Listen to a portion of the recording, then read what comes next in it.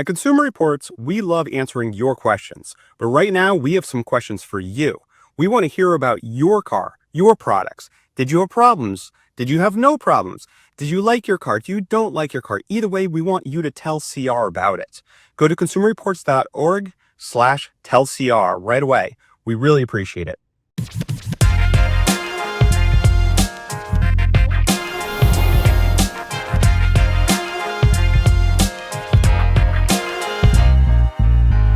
Hi, and welcome back. I'm Mike Quincy. I'm Emily Thomas. I'm Michael Crossan. So we have a very important car, some would say a special car. This is the Tesla Model Y podcast. We're very excited to talk about this. A lot of people, certainly in our audience, are real interested in Teslas and everything we have to say on them. So this is an update. So we're just going to just hop right into it, okay? This is an updated version of the Model Y, the second time that we've tested this car. Some changes for this year include acoustic glass for a quieter interior, more soft touch materials in the cabin, a touchscreen for the rear passengers, which my 20-something-year-old sons had lots of fun with, and updates to the controls. There's also a new front-end styling with pretty sleek-looking headlights. I mean, it really does kind of grab your attention if you like that kind of thing. This is a really super important car for Tesla. It is the company's best-selling model, and it is among the top sellers of any EVs going. So there is a lot riding on this. The Model Y starts at $34,000, and we checked the box for the all-wheel drive long-range model, which added $14,990, which used to be able to buy you a good used car. We also got the tow package, special paint, and adding up these options and the $1,390 destination fee, the total came to $52,380. And as you guys know, when you talk about EVs, most people want to know that magical number. The EPA rates the driving range of the long-range all-wheel drive version at 327 miles, which is pretty good. In Mike Crossan, you know something about small block V8, so 327 is a nice round number here. It is, yeah. I enjoy that number, and I will say that we are going to test that on our electric vehicle highway range test. So we'll actually see, does it live up to that 327 miles? Does it do better? Does it do worse?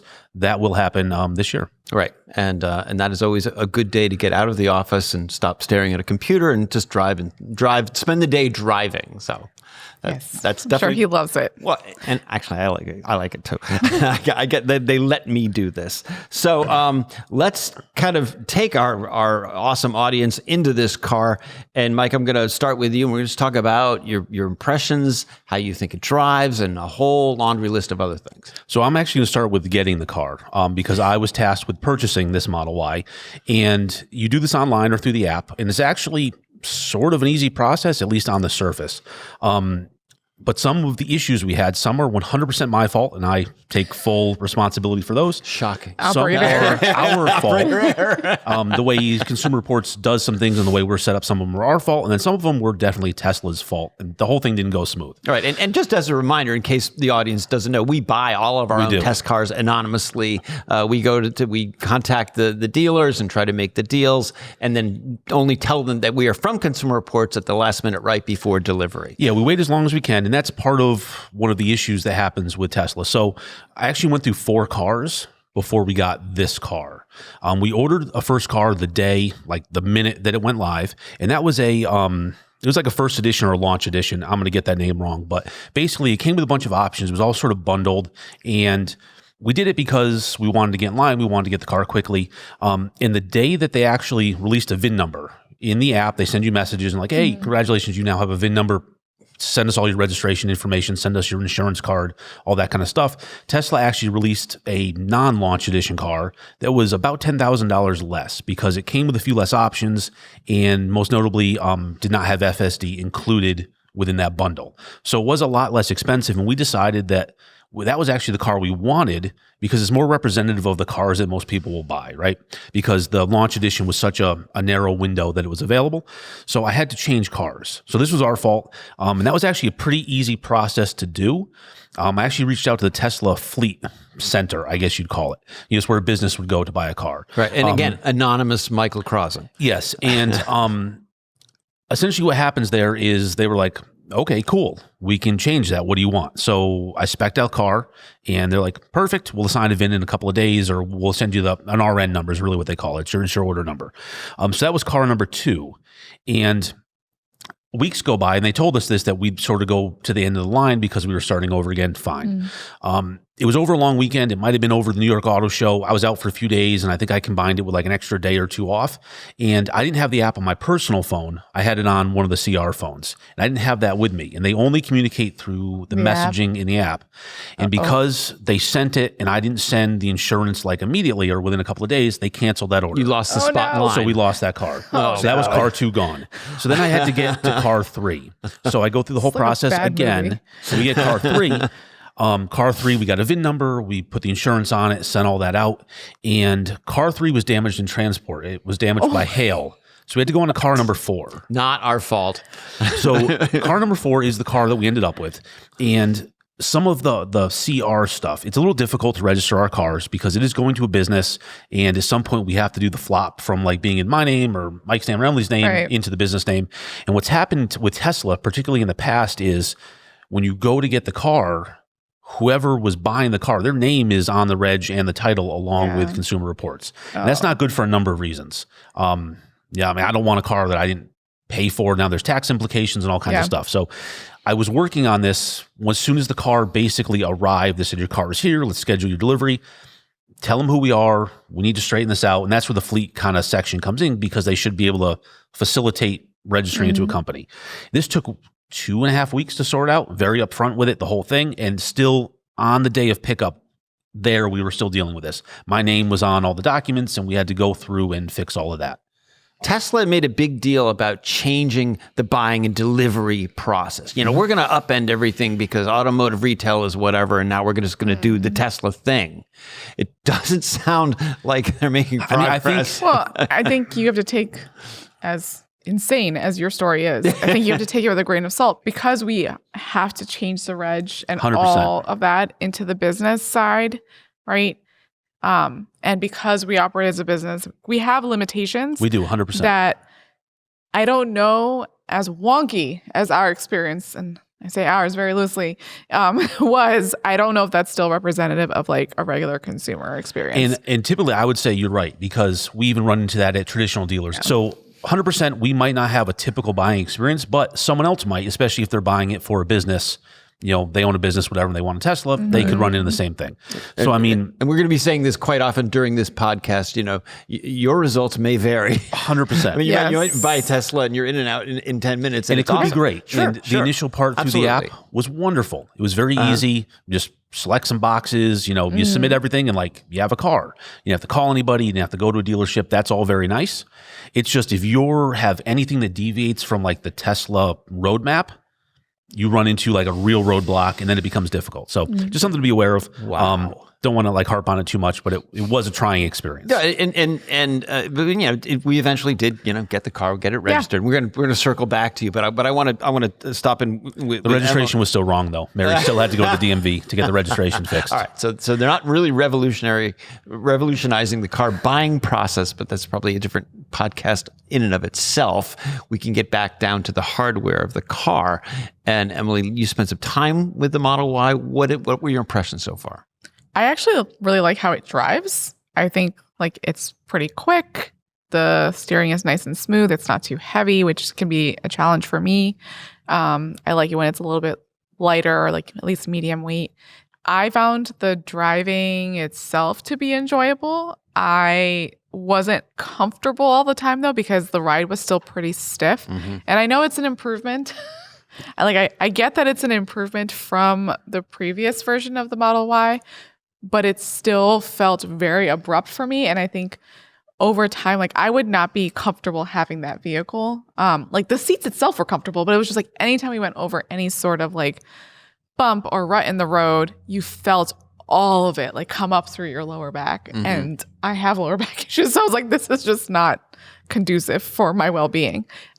Plus, we have a ton of like construction going on around us. So we're feeling it a lot more right now as you're just commuting back and forth to work. So the ride itself would be enough for me to be like, I can't personally do this vehicle unless everywhere I drove is just like really beautifully newly paved roads. with zero issues. Just not Connecticut. Yeah, not Connecticut, right? But like it handles everything else really well. Like it handles like the turns really well and like all the curvy roads that we have here, like for the country roads and stuff. So like driving it itself was pretty nice. You can see really great out of the front. The other piece that would be a deal breaker for me is the rear visibility. It's not good. It's like you get this sliver. It's like looking through a mailbox. Oh, that's a really good analogy. Yeah. Very nice. Yeah, you get like my preference is that when I look in the rear view mirror, that the rear windshield like fills the entirety of the rear view mirror, right? Like I like to see it take up the whole space. And this is like you said, like a mailbox slot. That's excellent. And then it's like so much worse at night. Yep. At night, I just felt like I had no idea what was happening behind me, which I really didn't enjoy. So those itself are probably just off of the driving experience alone are the two deal breakers for me. If that rear visibility improved and if that ride really wasn't so stiff where like it was painful for my body, then I could consider it from that perspective. I mean, it's interesting you mentioned the ride. So this is our second Model Y. The first, I think, was a 2020. And when I started, that car already had miles on it. So it wasn't a new car. And I think I described that thing as like a bucket of bolts. It just rattled and squeaked. No, it did. It crashed. It had over lots of every interior noises bump. to it that creaks and like they just put it together. And so this one is definitely improved, but the ride still is not fantastic. You're right. It is definitely harsh. And if you're on new pavement, like out on our track, it's great. But if you're going through a construction zone or something like that, or potholes and manhole covers and things like that, it's rough. And or just older roads. Yeah. Half the roads in my town have like those little like asphalt patches, right? So like 100%. you just go over anything that's not a smooth pavement. And Yeah, you're you gonna feel it. everything. It's a two-track wagon trail. It's a whole Yeah. thing. No, I'm kidding. I'm kidding. But so we covered the ride, but Mike, like day-to-day livability. It's I understand why people buy these cars, but there are some things. Let's talk about Some thing. Let's talk about the key card. I should have grabbed it off the board. You get a little credit card, basically, that is your key to the car. And you can hold it up to the B pillar to lock and unlock. So you have to present it and wait a second, and it'll let you in and all that kind of stuff. Then you have to put it on. Well, maybe. You have to put it on the angled holder, which is also a phone charger. I just find the key card a little cumbersome because it's in my pocket or is in my wallet or what did I do with it? I might be holding things. And then it's just an awkward juggle of how to do that. The door will actually, the door sort of like has like an auto open to it as you like try to pull the handle to it. All kind of happens at once. And that's a little awkward because the handle isn't great. The handle doesn't present itself. Yeah. It's like it's almost like you have to like, I don't quite need two hands. You but sort of need to almost be able need to, two like, hands. Pivot the handle so the larger part comes out. Yeah, you have to like push the back, grab the front. Which is hard. I mean, I have small hands, so that's Yes. a lot. My hand span doesn't always let me do that well. Right. And then for the kids, they had a really hard time Correct. with it, and I was worried that I was really worried that Nemo was going to pinch his fingers. So it's interesting you mentioned that. So I did a bunch of errands in it with my father, and he has pretty decent sized hands, but he was worried that he was going to pinch his fingers because he didn't really understand how it worked. Yeah. And just, sort of being older and having a little bit of arthritis and not the same dexterity that he once had. It just became an awkward sort of a situation. Then just imagine combining that with having to use the key card to try to unlock the vehicle. And if you have things And if in you your have hand, you're stuff- carrying something Correct. with your hand. Now, I will say you can set your phone up as a key. And this is probably what I would most do what owners most will people do. Most people are probably Right. doing that, right? That's Correct. how they're getting around having to use the key card. We just go for the full experience, and we do both. Yes. The other challenge I have with the key card, right, is like it never quite did what the action I wanted it to do. So I would be trying to unlock, and it's like locking again. All of that makes it really frustrating. And I get that, I think I was just chatting with somebody. They're like, well, it's the same door handles though as before. And I'm like, yes, but That doesn't make it a good design. No. No, it doesn't. But hold your horses, bud. I'm agreeing with you, by the way. My point was, over time, we've seen more and more of these like electronic door Yes. handles.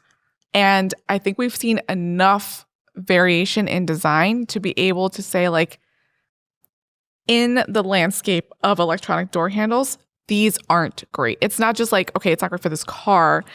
we've seen it implemented much better where when you unlock the vehicle, the handles present. It's less work on the user. Right. And it's more obvious that, hey, your car unlocked because now the handles are open to so you. the Cadillac Optic, or Optique as I like to call it, basically has the fancy of same door handle. It's of the same design, but when you unlock that car, the handle comes out and presents itself, so you have something to grab, and it's really easy to open the door. And I didn't come up with this. This was Joe, so I'm going to credit Joe with this. But when it comes to door handles, best case scenario is just that it works. Right. There's not a lot of upside to getting fancy with a door handle. But I think this is going to be a theme. I hope as we're talking about the Model Y, it could be simple, but they make it complicated. Now, and just to run my own defense here, we get tech, and sometimes the new tech is awesome, but sometimes it's complicated for complicated's sake. And that's what kind of aggravates me about the Model Y. Sake. I don't know if they're trying to make it complicated. They're just trying to make it novel. They're not trying to make it simple, right? I don't know. I'm not on their team. I don't know what they're trying to do. I unfortunately think we're at a place where Tesla was a front runner in a lot of this stuff. And they came up with things, and all the other auto manufacturers are like, hey, they're selling a lot of cars. We should do some of the things that they do. I'm going to get to that. So they see this happening. They do the things. Now we have all these cars that have this stuff that are Tesla-like. And none of them are all that great, but every car has some of this stuff. Okay, but some of it is done better. But we're certainly the white elephant in the room is the controls, the touch screen, the day-to-day usability. Just using the center screen to select drive or reverse and stuff like that. So I want you guys to kind of reflect on that kind of again day-to-day livability. Yeah. So to set it up for people who maybe haven't been in one or they haven't seen what the interior looks like, you don't have a driver screen, right? There's no driver cluster. Everything is in this center screen, which is like a giant iPad. You do have a turn stalk, which is a huge plus. It is. Right? Turn signal stalk. You have a round steering wheel, also a plus, also an improvement. Cough, Lincoln. Right? I mean, yes. Steering wheel should be round. Steering wheel should be round. This one is. I was very happy about this. I take the small joys. I don't like the steering wheel in this car, though. Despite it's round, but I don't like it. But it's round at least. Yes. And then to your point, you do have to change gears, right, by using the touchscreen. So you kind of have to get used to that, which once you kind of figure out that that's where it is, it makes sort of sense because you're at least moving the car in the direction that you want to shift or you want the vehicle to move, like the little car icon on the screen. So that part is fine. I don't like not having a screen in front of me. I like to have my driver controls right where I can see them, speed and the directions and everything, right? I like to have that there. And so I found that I kept having to look over to the side. Right. And one, it was just right, I got a crick in my neck by the end of the drive, but also it forces you to keep your eyes off of the road. And if Maddie was here, Maddie is our human factors expert, right? She would say that that's not a good design, that anything that's forcing you to keep your eyes off of the road is not a safe design.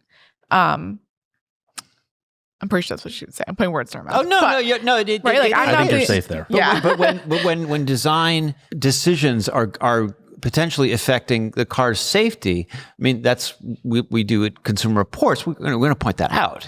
Right, and here's the other piece of it, right? So people who are buying this car, I'm going to assume you're buying it for a couple of primary reasons. One, the charging, right? Mm-hmm. Yep, charging absolutely. is great. The network is great. You like this novel concept and design of a vehicle, and you're trying to get that full self-driving package. I feel like the devil's advocate person would be like, well, you don't really need to be staring at the center screen because the car is going to drive for you. You can just relax and look forward. Now, as the safety engineer, I don't have that much faith in the system to do that. So even when I was trying out full self-driving, I still had my hands on the wheel and my foot hovering over the pedal, ready to take over at any moment. Which is what every car company's lawyers are going to say. You still need to be engaged in driving. It says supervised in parentheses. So, but maybe we'll let you talk through the stages first before we get all the way there. Sure. So Tesla has 3 different, let's call them levels of cruise. Cruise control, right. So the first is traffic aware cruise control, which is basically what we know as ACC or adaptive cruise control. It uses speed and distance to follow the car in front of you. So it will speed up, slow down, depending on your settings and depending on what the car in front of you does. Then there's auto steer beta, which is that. Plus, it keeps you in the lane. Lane centering. So in theory, you can kind of take your hands off the wheel momentarily, if you want to like open a water bottle, but you really kind of need to keep your hands on the wheel. The car just sort of keeps you in the lane. And then there is full self-driving, FSD supervised. And the idea behind this is you can enter in a destination in the nav from a parking spot, and it will take you from point A to point B, your final destination, whatever errand you're running to work or the store or whatever. And it will take you the whole way there. And other than clicking go on the steering wheel, you have to pay attention. You're supposed to pay attention, but it will do everything for you. It'll signal, it'll stop, it'll accelerate, it'll get you there. And so you experienced this. Yeah. So just the other day, I had to go to a dealership. So I was like, let me take the Model Y. I want to drive it one more time with FSD just before the podcast. And it took us from here at the track all the way to the dealer that we were going to. It dealt with a construction zone where we actually had to cross over the double yellow, like through a lane of cones. And there was a piece of equipment in the road, and then there was people and a car turned, and then you'll see in the video, a car comes in front of us. It dealt with it perfectly. I was freaking out the entire time and did not trust it, but it was flawless through this construction zone. And then it also dealt with two really tricky intersections later on. One had a road the road's kind of wide together, and it's up a hill and you really can't see. The car crept forward, so actually you could get a better view, much like you would as a driver. I thought the car was going, and the video guys will have to clip a piece of audio from the car because I might have said something as we were about to. I thought we were going to crash into a Nissan Rogue, but the car just crept forward so we could get a better view. The road passed and off we went. And then there was another intersection that has like 6 roads that all interchange and merging, and it was set up on the hurry setting, which the car is a little more aggressive. I actually think in this case, it was a good thing. I don't know how you would have got through the intersection in chill mode, because you have to be aggressive in this intersection. And I thought we were maybe going to T-bone a car, but it went in right behind it and made the turn successfully. And it was actually really impressive. Yeah. So, I mean, the technology's there. It works.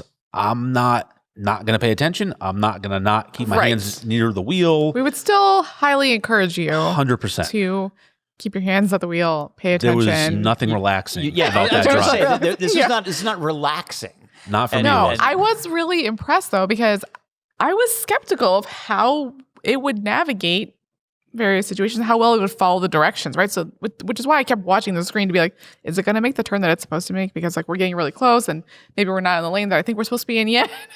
I will agree with that. It does things differently than I would. Yes. It brakes a little later. I would have like lifted off the accelerator and allowed a little more distance in certain situations. I would have switched over like 100%. maybe sooner, but I was impressed with how well it could follow the directions and like get me from point A to point B. What I really didn't like about the system, despite how well it navigated certain things, it would just disengage. Yeah. And that was my experience as well. I thank God I was paying attention, poised to take over, because it would just suddenly be like, disengaged. I'm like, oh, all right, well, I guess I'm back in, right? Like, it's like, put me in, coach, but like, there's like no warning. Right. And so it would just turn off. And like, sometimes it would do it like in the middle of a curve. Yep. I was coming off an off ramp and about to merge, and it's like disengaged. I'm like, all righty then. I guess I'm now merging for the car. When you're thinking that it's going to do these things for you, because that's how it's advertised, right? And some merges it could handle, others it didn't. And so it would just turn off, but it's not giving you enough warning. If you are a person who's really being like, well, I can chill during this drive. Yes. And just be hands and feet off, that might put you in an unsafe position. We're not there yet, I don't think. No, and I think from using the system, what I've observed is, you have the image on the screen that shows lines and the cars in front of you, and if there's a person on the side of the road or cones or whatever.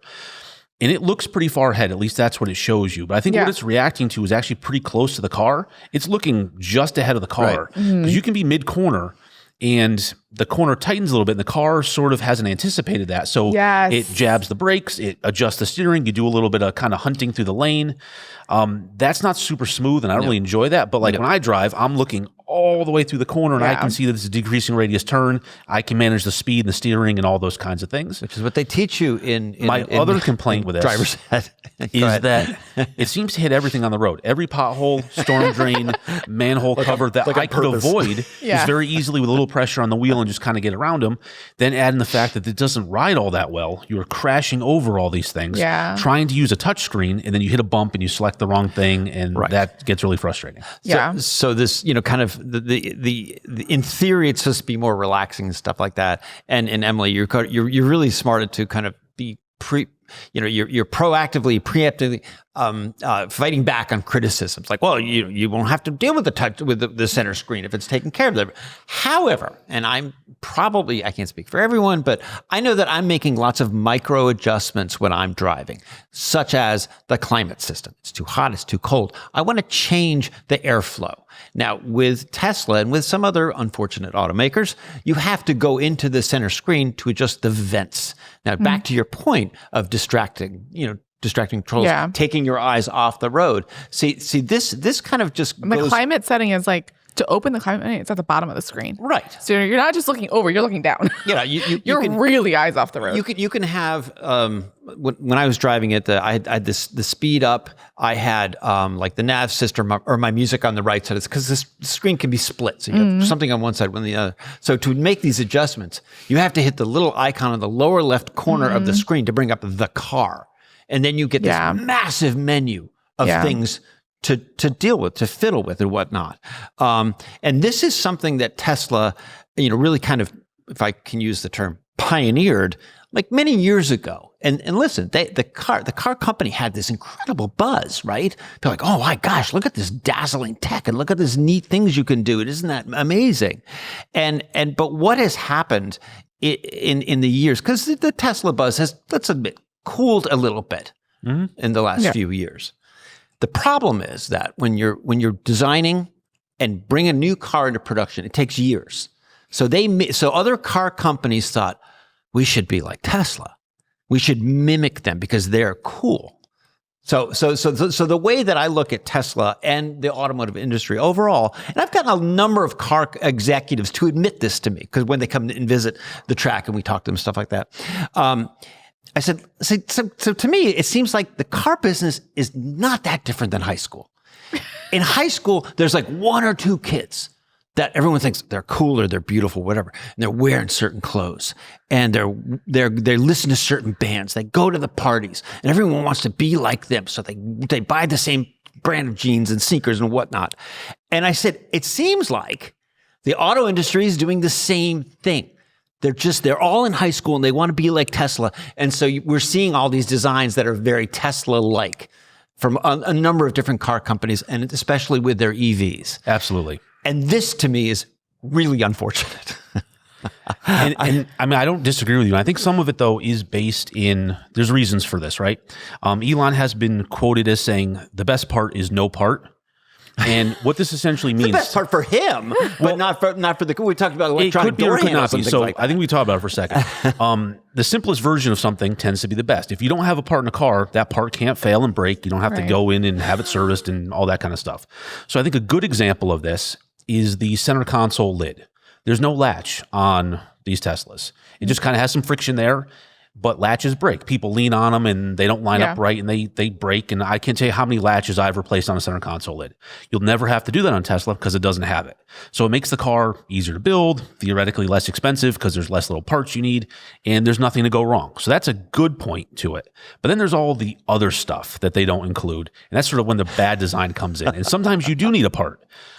Sometimes switches are better, but switches are expensive. There's lots of little parts and you have to build them, and people spill, sodas into them, and then they have to be repaired and all that kind of stuff. So I see why they do what they do. It makes the cars easier to build. And that's really the car maker's sort of goal. They want to build these things fast. They want to build them cheap, and they just want to roll them out and collect their money. Right. But you need to go into the center screen to open the glove box. I don't see that as advancing automotive technology. I think they do that because they can. There's still a latch in there, right? Right. So back to my high school point. It's like car companies are focusing on party tricks. They want to do something that's good. Oh wow, look at that. Well, Which yeah, is we not see that for all necessarily- kinds of course. of things. It's not we the see same that thing with as like good design. headlight design. We see that with all kinds of stuff, right? And it doesn't make them safer because there's more distractions going on. yes. I can't disagree with that. Okay. And So- then that's where we get into the people are like, well, you get used to some of these things, right? If you drive this car every day, you know where to go to open the glove box. That's a fair point. But I get that. I don't think some basic controls you should actually have to think about or have to get used to. Right. You should just be able to do the Right. thing you need to do. Right. And so, like people get used to being in jail. Doesn't mean I want to go to jail. But So- to your point, though, I think as an industry, right, from the consumer feedback, there is plenty of consumers that are like, hey, listen, like I do want simplicity when it comes to basic driving tests. And so you have, like CR is looking at how can we evaluate distracting controls in vehicles and like focus on safety critical components or safety critical tasks. Euro NCAP has made it as part of their roadmap and evaluations that you will have to look. It will require physical buttons for safety critical driving tasks. So I think as much as we've gone full swing pendulum, to having everything in the touchscreen, I think a lot of them are going to have to scale that back because absolutely. there's a recognition that, hey, safety is important. You have to have safety included in your design. And there are things that people need to be able to do quickly and accessibly while they're driving. There's no way around it. Some of the other safety things I did want to bring up. So, for example, the blind spot warning. Yes. Right? The blind spot warning indicator is this tiny little red dot in the A-pillar, kind of like behind the speaker. Now, does it work? Yes. We're glad to have it. Is it technically a blind spot warning indicator? It is.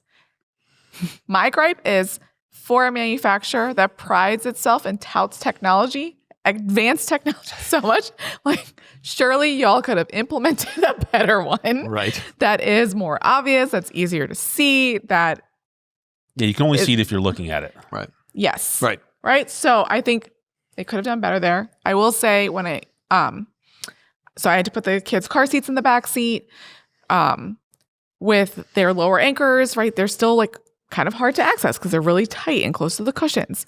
I really like that a lot of the Teslas have integrated head restraints in the back, which makes it really hard for like car seat installations because you can't make any adjustment to allow for better compatibility.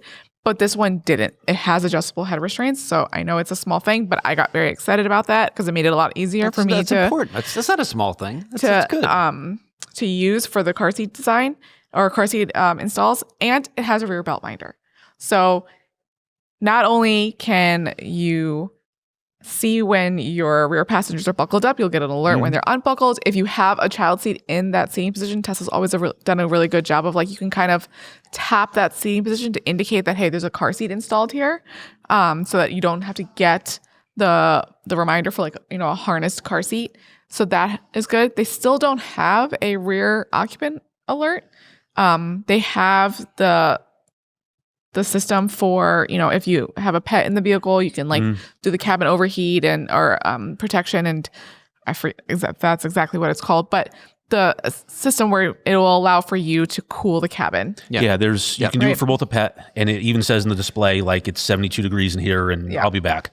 But there's also then the feature that you can set a threshold that if it gets to a certain temperature, even if there's nobody in the car, it'll turn the fan on. Yeah. It might just be a vent, or it could be air conditioning or heat to kind of maintain the temperature. You can set your like upper and I think lower limit too. Yeah. So I mean, not all new tech is bad. Some of it is awesome. Yeah, some of it's really good. Yeah. They have that rear screen in the back that the kids really liked, but I didn't like because they kept trying to lean to reach it because it's low, right? It is very low. It's low and it's in the middle. And so the safety mom is like, don't do that. Just sit upright because they're out of position. So there are things that are done well. There are things that could be improved. I'm always going to look at it from a safety lens and be like, hey, how could they have made safety better? How could they have had more intention for safe design? Right. And that's where I think they have opportunity to grow. Right. for sure. Yeah. Now, when a car company sticks with a particular model and they redesign it, they refresh it, we're always hoping to see advances, and we certainly have seen a few here. For me, this Model Y is like a lot of electric cars, super fast. I mean, it wowed my sons with the incredible acceleration just merging on the highway. I'll agree the ride is pretty stiff. That handling feels really sharp to me. The steering is a little quick. You move the wheel just a little bit and it darts over. It has kind of a really kind of a dead on-center feel, and it doesn't recenter itself very well coming out of a turn. So I think that was kind of unfortunate. So from a driving perspective, I didn't find it all that satisfying.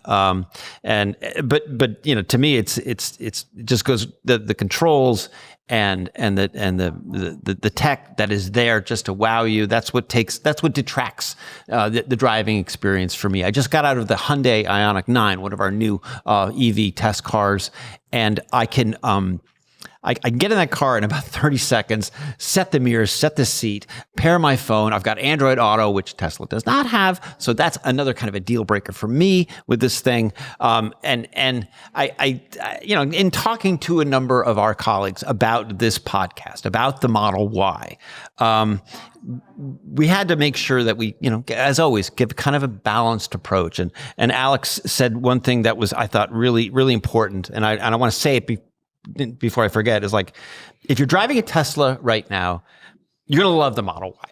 You're just going to love it.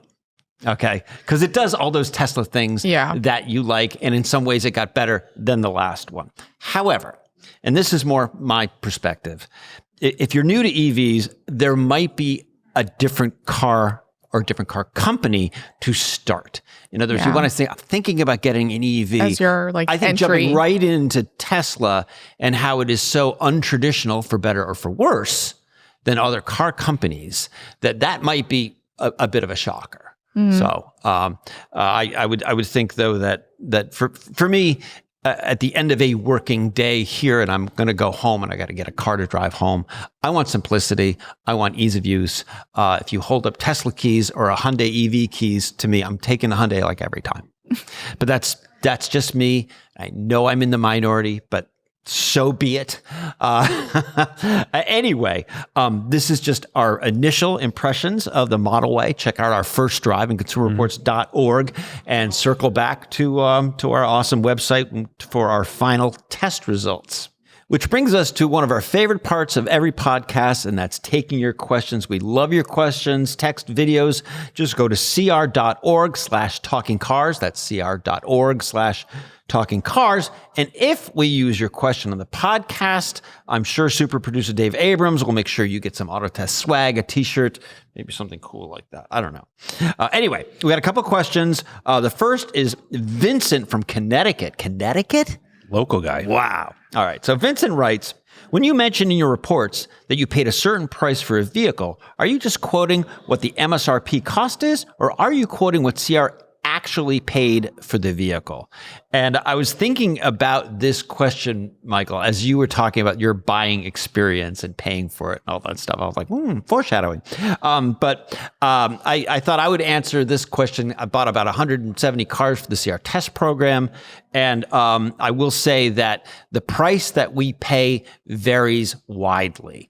We are using Consumer Reports dollars. So our members are paying a fee to see our stuff. We get money donated to Consumer Reports all the time. It keeps the lights on. It allows us to buy all of our cars. And so we're always trying to get a good value. So as I'm, anonymous Mike just buying a car, I'm trying to negotiate a deal. I'm trying to get money off of the MSRP.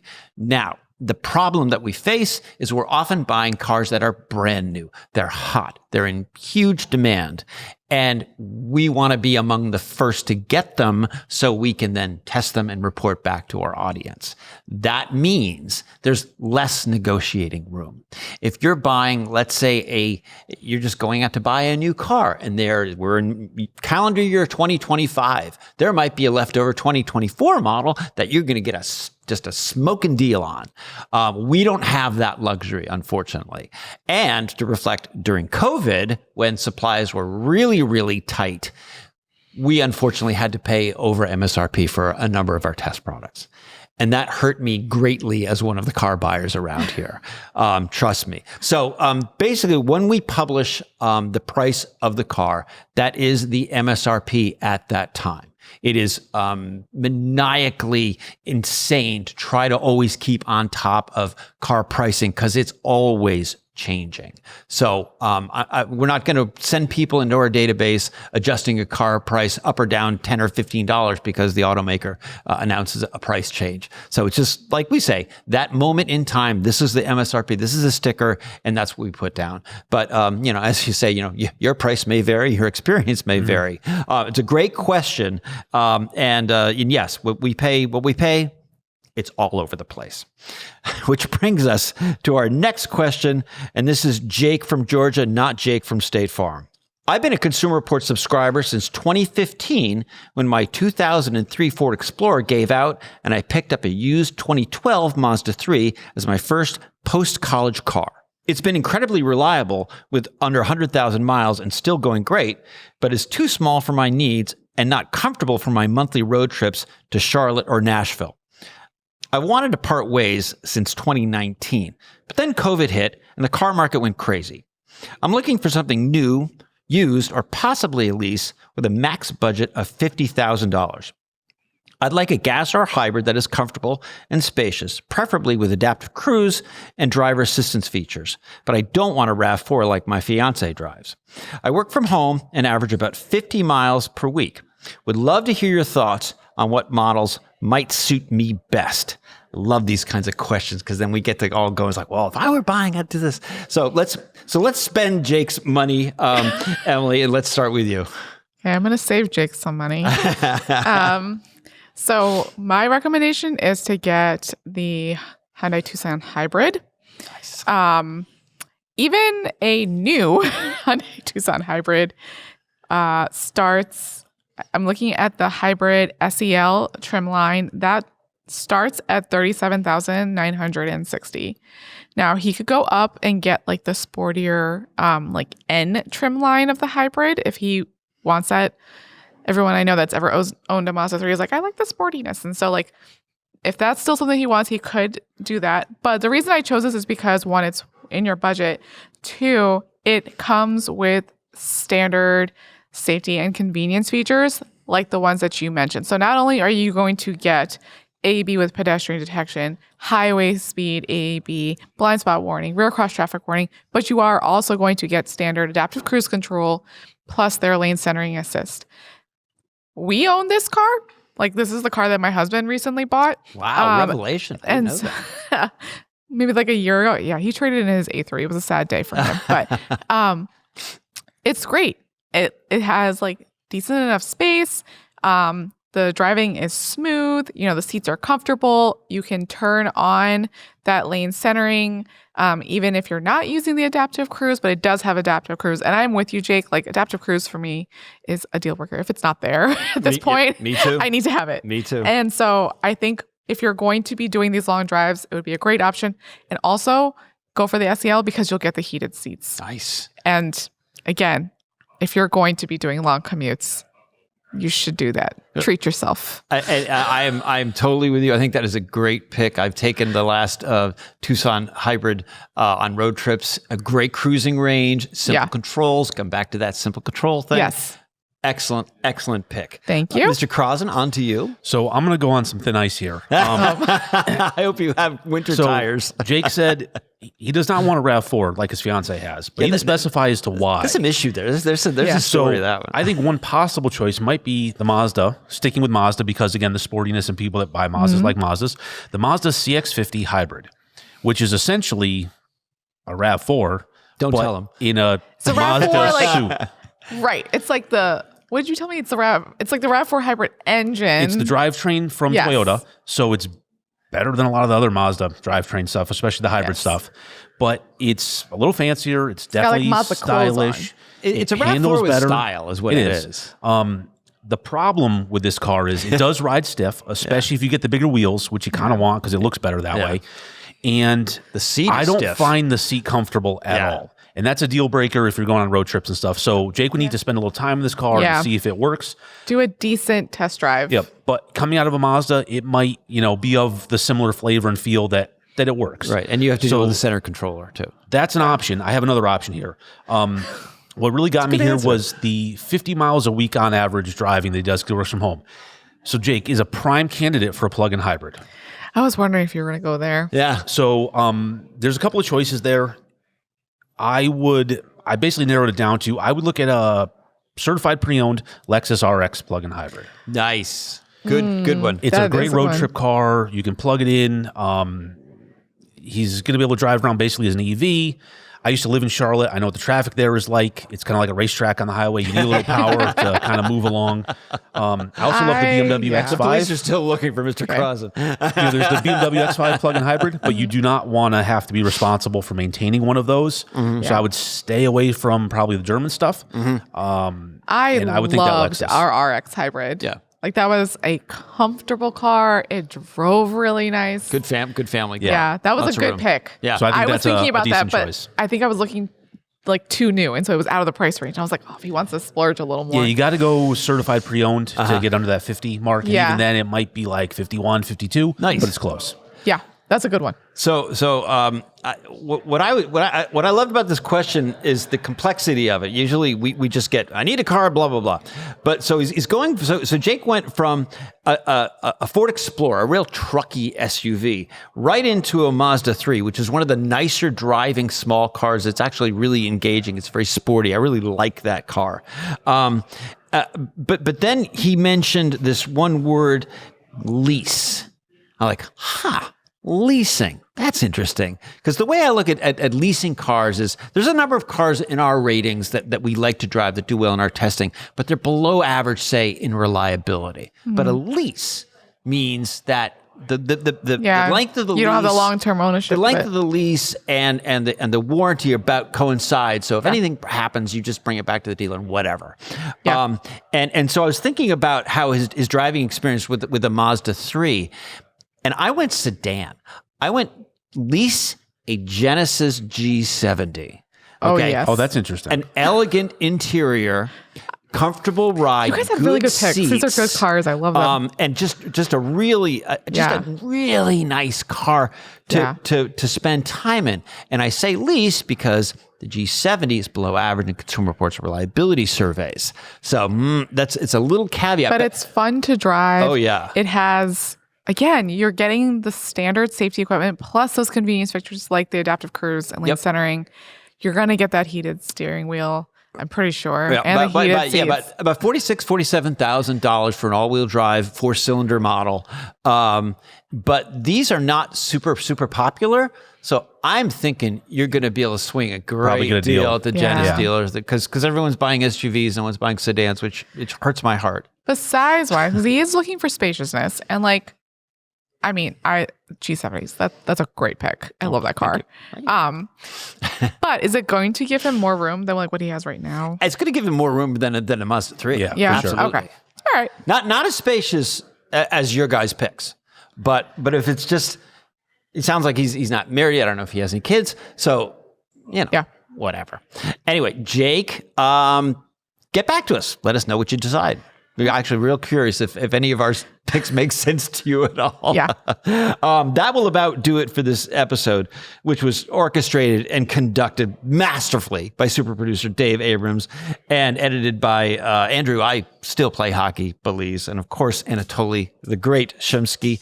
As always, check the show notes for more information on the vehicles and topics that we discussed. Just a reminder, keep your questions coming. Send everything to cr.org/talkingcars. Thanks so much for tuning in. We'll see you next time.